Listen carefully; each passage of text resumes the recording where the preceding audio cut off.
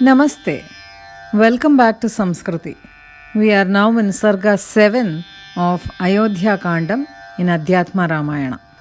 Minister Sumantra now returns to Ayodhya after leaving Rama, Lakshmana and Sita at Shringaverapura, and he meets King Dasharatha in his palace and recounts Guha's hospitality to Rama and also conveys Rama's soothing words to his father. Now Kausalya addresses King Dasharatha, asking him the reason for sending her son to the forest on exile and holds him responsible for the present situation. These words inflicted more pain on Dasharatha, who now tells her that his prana would surely depart, remembering that all this is the effect of a curse of a sage for a thoughtless action of his long back. Once, in his youth, Dasharatha had gone hunting at night near a deep forest on a river bank. There at midnight came a sage to fetch some water from the river in order to quench his thirst and that of his parents. When he immersed the jug in the water, it gave rise to a great gurgling sound. In that dark night, when nothing could be seen, Dasharatha could hear only the sound and thought that it was an elephant drinking water. So he shot in that direction an arrow which could track a sound and strike the target even without visibility. The arrow did find its mark, but what was shocking was that Dasharatha heard a human cry from that direction. Trembling with fear, Dasharatha went close to the person stricken by the arrow and said that he had shot the arrow unaware of the nature of the target and asked for his pardon. The sage thereupon addressed Dasharatha, "O king, do not be afraid. You will not be affected by the sin of Brahmahatya. I am only a Vaishya engaged in austerities. My parents, stricken with hunger and thirst, are awaiting my arrival. Take some water to them. Don't waste time in vain thought. It should be done quickly, otherwise, my father might get angry and reduce you to ashes. Give them water to drink and prostrate before them and inform them of what has happened. Now remove the arrow from my body, so that I, who am in great agony, may die immediately." At these words of the sage, Dasharatha pulled out the arrow quickly and then, with a pot of water in his hand, went to the sage and his wife. He found them very aged, blind, and suffering from extreme thirst and hunger. They were preoccupied by the thought of what was delaying their dear son. King Dasharatha approached the old couple and told them that he was Dasharatha, the king of Ayodhya, who had mistakenly shot an arrow that pierced their son. Recounting all that had happened, Dasharatha requested them to be merciful towards him and took refuge at their feet. On hearing this account, they were stricken with unbearable grief. They gave vent to sorrowful reactions in many ways and then finally told Dasharatha to lead them to where their son was lying. Dasharatha did so, and the two aged couple touched the lifeless body of their son with their hands and lamented over their dead son in many ways. They then asked Dasharatha to make a funeral pyre soon, and Dasharatha made it according to their order and laid the bodies of the three on it, as desired by them, and set fire to the pyre. Their bodies were burnt, and they attained heaven. Before dying, though, the old sage had cursed Dasharatha that the same fate as theirs will befall Dasharatha, and that Dasharatha's death will be caused on account of sorrow connected with separation from his son, Putra Shoka. Dasharatha recounts all this and feels that this curse, which could not be in any way prevented from fructifying, is now taking effect. Mourning and grieving thus, Dasharatha left his mortal coil and went to the heaven. At that moment, Kausalya, Sumitra, and the other ladies started beating their chests, mourning, wailing, and weeping. At the crack of dawn, sage Vasishta came there, accompanied by the ministers. They kept Dasharatha's body submerged in a tub filled with oil to prevent decomposition and summoned the royal messengers to go forthwith to the capital of Yudhajat, who was the maternal uncle of Bharata,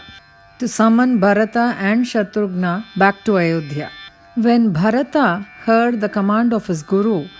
He was terrified and overcome with fear and wondered if there was any danger to his father Dasharatha or his brother Rama that they have called him in such haste, and so he urgently departed from there along with Shatrughna and the messengers. He was very worried and anxious throughout the duration of his journey to Ayodhya. Having arrived in the city, he found it lacking in its usual grandeur and majesty, almost desolate. Immediately he went to the palace, which was again without the usual pomp and glory. There he saw Kaikeyi sitting alone. To his mother he made devout prostrations. Bharata's arrival filled Kaikeyi with mental excitement arising from her love of her son. She got up at once from her seat, embraced him and seated him in her lap. She smelled the crown of her son's head and made inquiries of him about the welfare of the people at home, about her father, brother, and beloved mother. She then expressed to him great delight in seeing him return. Depressed in mind by these words of his mother, Bharata instead inquired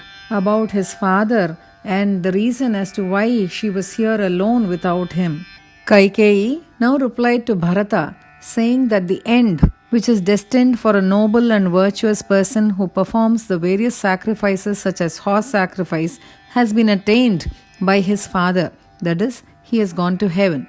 As soon as he heard this, Bharata was overwhelmed with outrage, grief, and sorrow, and he fell to the ground. He lamented mournfully. Kaikeyi lifted her son, who was lying on the floor, highly agitated and with his hair disheveled. She wiped his tears and tried to console and comfort him,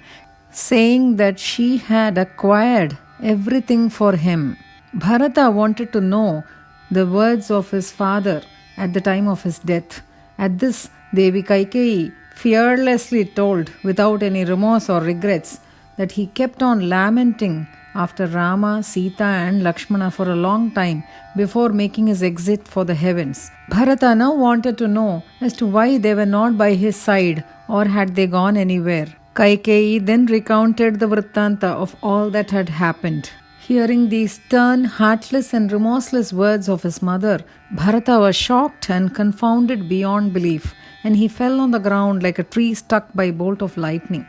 Seeing his miserable condition, Kaikeyi reiterated once again that there is no need to lament, as he has now got a great kingdom. At these words of his mother, Bharata addressed her with a flaming, fiery look in his eyes, as if he were going to burn her up. He burst out, calling Kaikeyi the murderer of her husband and the sinful one, and felt bad for having taken birth from her womb. He said that she too shall fall in the Kumbi-pak, that is the most horrible hell, for her outrageous, most contemptible and reprehensible deeds. Abusing Kaikeyi in this way, Bharata now went to the house of Kausalya. Kausalya embraced Bharata and with tears flowing from her eyes, wondered aloud that despite Rama, the Supreme Soul, being born as her son, still she was not able to overcome grief.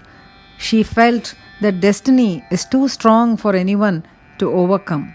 Seeing her thus wailing, Bharata held her feet and clearly explained that he had no part whatsoever in whatever Kaikeyi had done. Kausalya too reassured him that she knows that he is not a party to this evil design of his mother. About that moment, hearing of Bharata's arrival, sage Vasishta came to the royal palace accompanied by the other ministers. He consoles Bharata, saying that King Dasharatha was truthful, victorious, and true to his vows. Having enjoyed all that human life can offer, having performed great sacrifices like Ashwamedha Yaga involving magnificent gifts, and having obtained Sri Hari himself as his son in the shape of Rama, he has now, in the end, attained the realm of Indra. He is eligible to get moksha, liberation, and therefore it is meaningless to feel sorry for his death. Atma, or the soul, is eternally imperishable,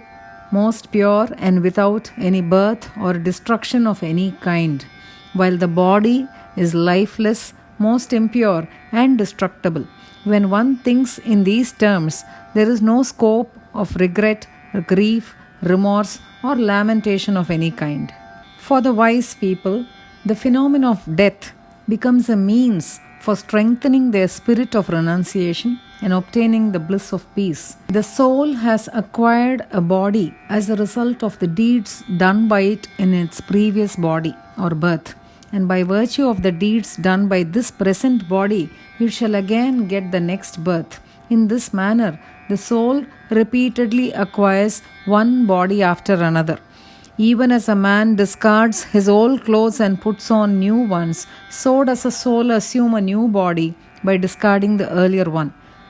Hence, there is no cause of grief or sorrow, because the Atman never takes birth, nor dies, nor increases or decreases at any time. Advising Bharata thus, sage Vasishta asked him to abandon grief and proceed to do what is next required of him, that is, perform the last rites of his father according to established traditions. Bharata did as advised and performed the funeral rites of his father.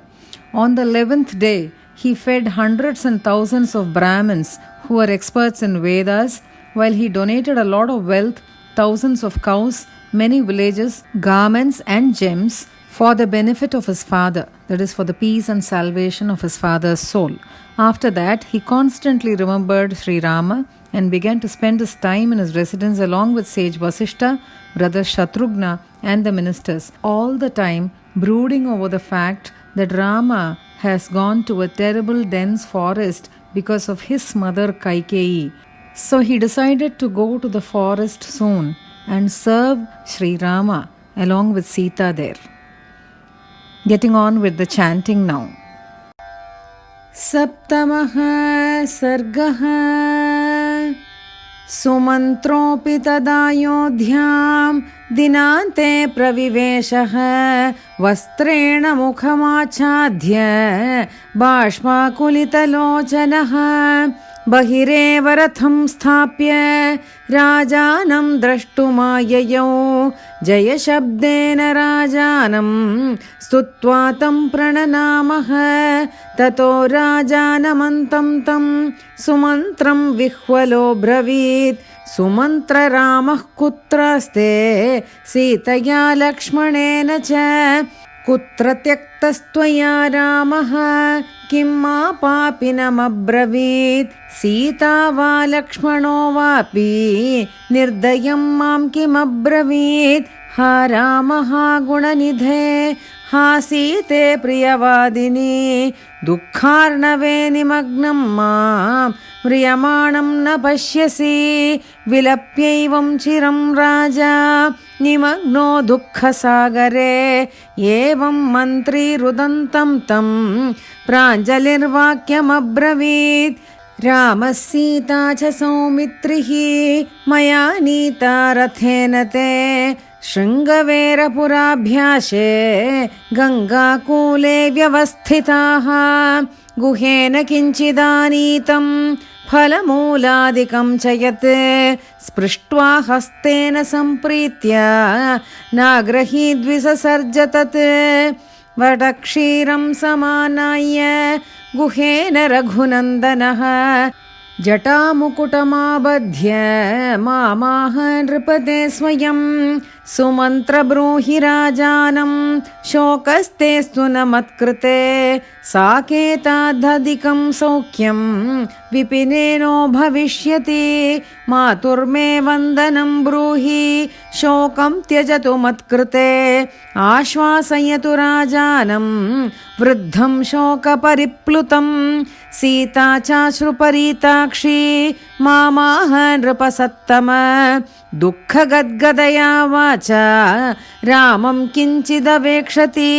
Sashtangam pranipatam me Bruhi shvashroh padambuje Iti prarudati Sita Gata kinchiddavangmukhi Tataste shruparitāksha Navamaruruhustada Yavad gangam samuttirya Gatasthavadaham stitaha Tato dukkena mahata Punarevahamagataha Tato rudanti kausalya Rajanam idam abravit Kaikeyai priya bharyayai प्रसन्नो दत्तवान् वरं त्वं राज्यं देहि तस्यैव मत्पुत्रः किं विवासितः कृत्वा त्वमेव तत्सर्वम् इदानीं किं नु रोदिषि कौसल्या वचनं श्रुत्वा क्षते स्पृष्टैवाग्निना पुनः शोकाश्रुपूर्णाक्षः कौसल्यामिदमब्रवीत् दुःखेन म्रियमाणं मां किं पुनर्दुःखयस्यलम् इदानीमेव मे प्राणा उत्क्रमिष्यन्ति निश्चयः शप्तोऽहं बाल्यभावेन केनचिन्मुनिना पुराहं यौवने दृप्तश्चापबाणधरो निशि अचरं मृगयासक्तो नद्यास्तीरे महावने तत्रार्धरात्रसमये मुनिः कश्चित् तृषार्दितः पिपासार्दितयोः पित्रोः जलमानेतुमुद्युतः अपूरयज्जले कुम्भं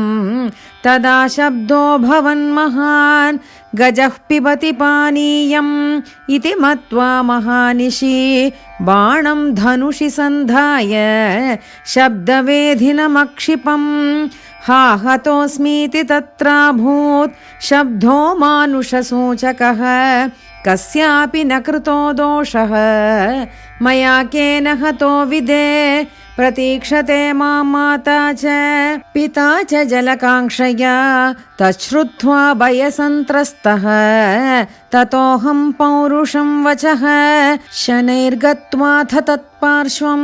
स्वामिन् दशरथोऽस्म्यहम् अजानता मया विद्धः त्रातुमर्हसि मां मुने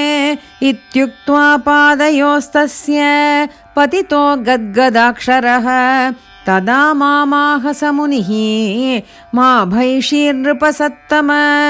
ब्रह्महत्या स्पृशेन्न त्वां वैश्योऽहं तपसि स्थितः पितरौ मां प्रतीक्षेते क्षुत्तृभ्यां परिपीडितौ तयोस्त्वमुदकं देहि शीघ्रमेवाविचारयन् न चेत् त्वां भस्मसात् कुर्यात् पिता मे यदि कुप्यति जलं दत्त्वा तु तौ नत्वा कृतं सर्वं निवेदय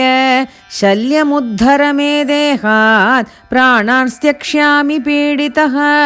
इत्युक्तो मुनिना शीघ्रं बाणमुत्पाट्य देहतः सजलं कलशं धृत्वा गतोऽहं यत्र दम्पती अतिवृद्धावन्धदृशौ क्षुत्पिपासार्दितौ निशि नायाति सलिलं गृह्य पुत्रः किं वात्र कारणम् अनन्यगतिकौ वृद्धौ शोच्यौ त्रिट्परिपीडितौ आवामुपेक्षते किं वा भक्तिमानावयोः सुतः इति चिन्ता व्याकुलौ तौ तत्पादन्यासजं ध्वनिं श्रुत्वा प्राह पिता पुत्र किं विलम्बः कृतस्त्वया देह्यावयोः सुपानीयं पिब त्वमपि पुत्रक इत्येवं लपतोर्भीत्या सकाशमगमं शनैः पादयोः प्रणिपत्याहम् अब्रवं विनयान्वितः नाहं पुत्रस्त्वयोध्यायाः राजा दशरथोऽस्म्यहं पापोऽहं मृगयासक्तो रात्रौ मृगविहिंसकः जलावतारात् दूरेऽहं स्थित्वा जलगतं ध्वनिम् श्रुत्वाहं शब्दवेधित्वादेकं बाणं मथात्यजं हतोऽस्मीति ध्वनिं श्रुत्वा भयात्तत्राहमागतः जटां विकीर्य पतितं दृष्ट्वाहं मुनिदारकं भीतो गृहीत्वा तत्पादौ रक्ष रक्षेति चाब्रवम् मा भैषीरिति मां प्राह ब्रह्महत्या भयं न ते मत्पित्रोः सलिलं दत्त्वा नत्वा प्रार्थय जीवितम् इत्युक्तो मुनिना तेन ह्यागतो मुनिहिंसकः रक्षेतां मां दयायुक्तौ युवां हि शरणागतम् इति श्रुत्वा तु दुःखार्तौ विलप्य बहुशोच्यतम् पतितो नौ सुतो यत्र नय तत्राभिलम्बयन् ततो नीतौ सुतो यत्र मया तौ वृद्धदम्पती स्पृष्ट्वा सुतं तौ हस्ताभ्यां बहुशोऽथ विलेपतुः हाहेति क्रन्दमानौ तौ पुत्रपुत्रेत्यवोचतां जलं देहीति पुत्रेति किमर्थं न ददास्यलम् ततो मामूचतुः शीघ्रं चितिं रचय भूपते मया तदैव रचिता चितिस्तत्र निवेशिताः त्रयस्तत्राग्निरुत्सृष्टो दग्धास्ते त्रिदिवं ययुः तत्र वृद्धः पिता प्राह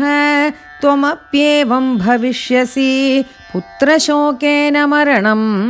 प्राप्स्यसे वचनान् मम स इदानीं मम प्राप्तः शापकालो निवारितः इत्युक्त्वा विललापाथ राजा शोकसमाकुलः हा रामपुत्रः सीते हा लक्ष्मणगुणाकर त्वद्वियोगादहं प्राप्तः मृत्युं कैकेयी सम्भवं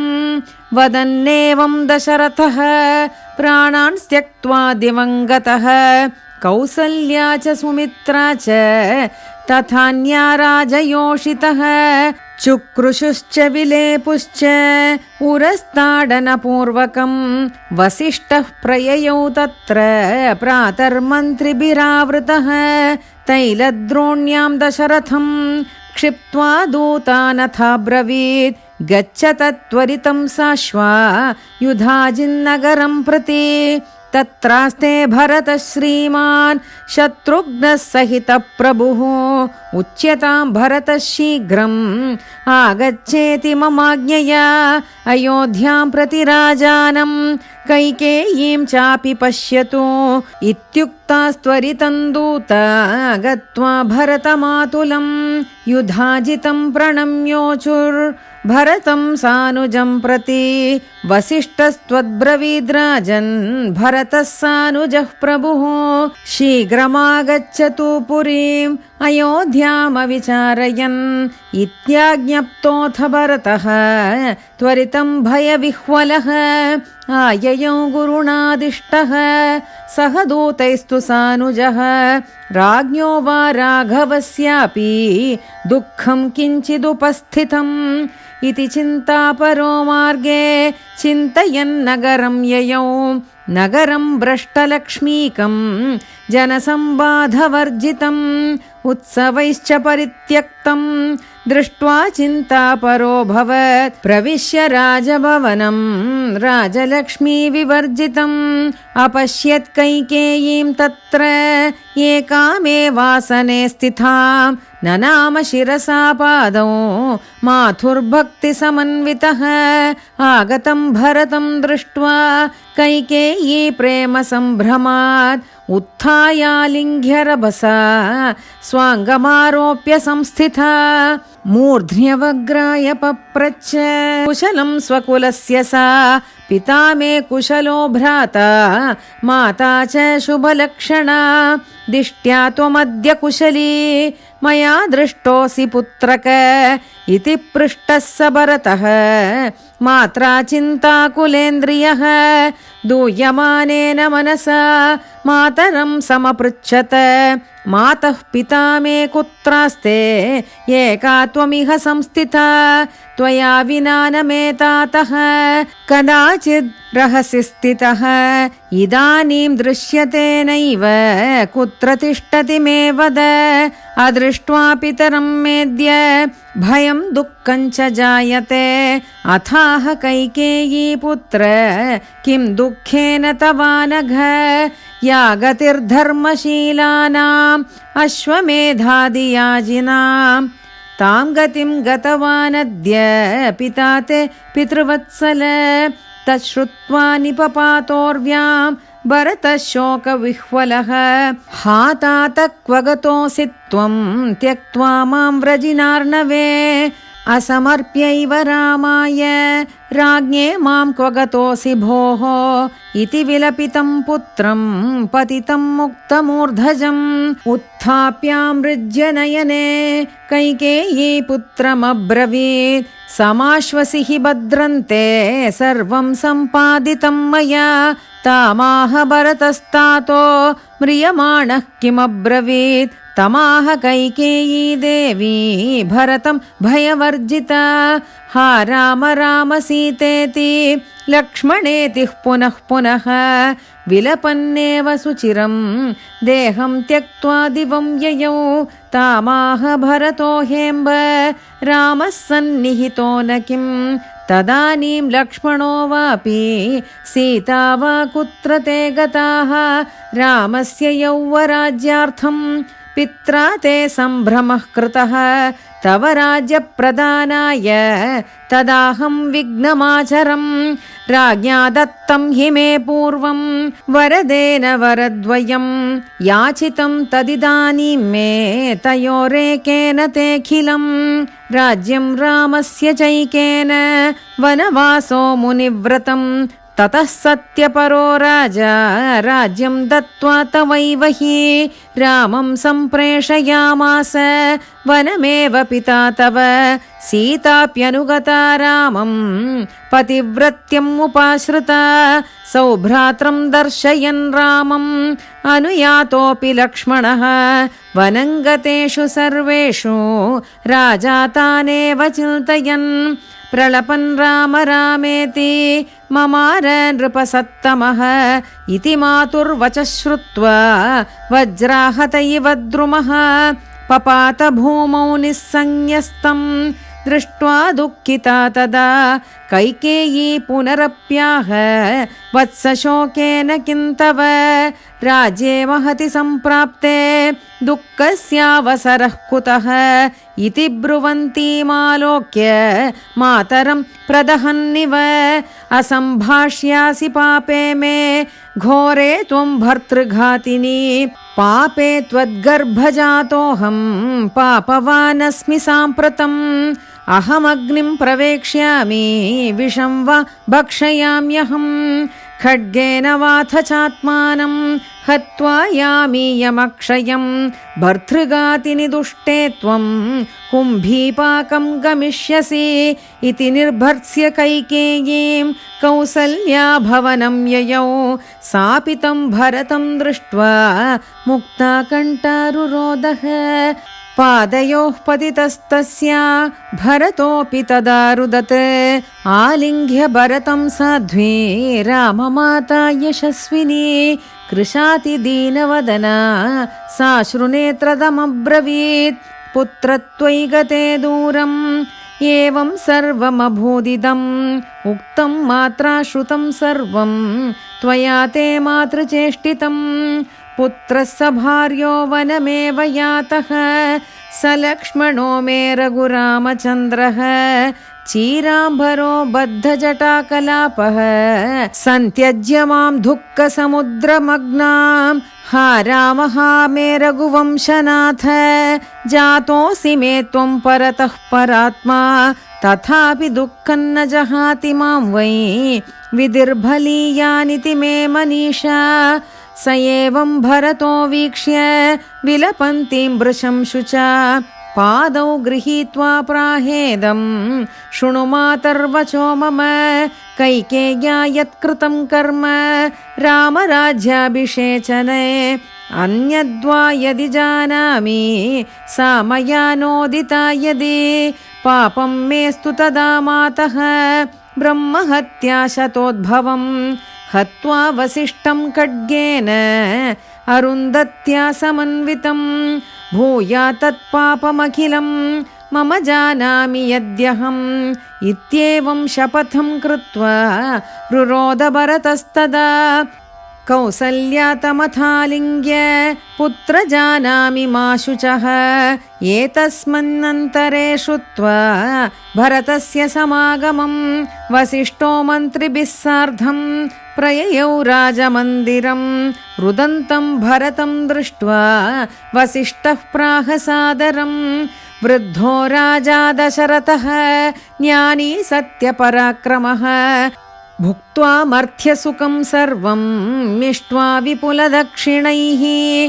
अश्वमेधादिभिर्यज्ञैः लब्ध्वा रामं सुतं हरिम् अन्ते जगाम त्रिदिवं